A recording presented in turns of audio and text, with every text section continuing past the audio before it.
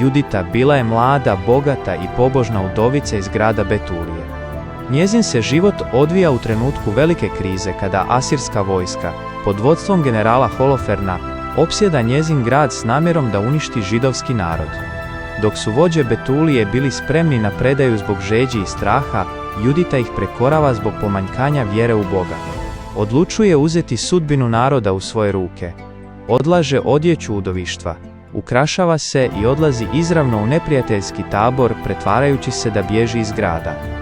Očarala je Holoferna svojom ljepotom i mudrošću. Kada je on nakon gozbe zaspao pijan, Judita se pomolila za snagu i odsjekla mu glavu njegovim vlastitim mačem. Njezin čin izazvao je paniku među Asircima i donio pobjedu Izraelu. Ostatak života provela je u molitvi i postu, odbijajući nove ponude za brak, a narod ju je slavio kao ponos Izraela. Molitva za hrabrost i razboritost. Gospodine Bože, koji si Juditi podario snagu da u trenutku najveće tame postane svjetlo svome narodu, pogledaj i na mene u mojim kušnjama.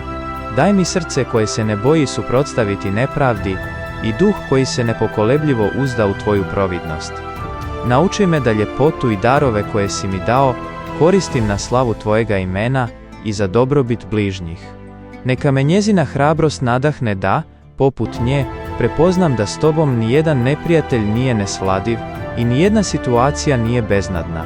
Po Kristu Gospodinu našem. Amen.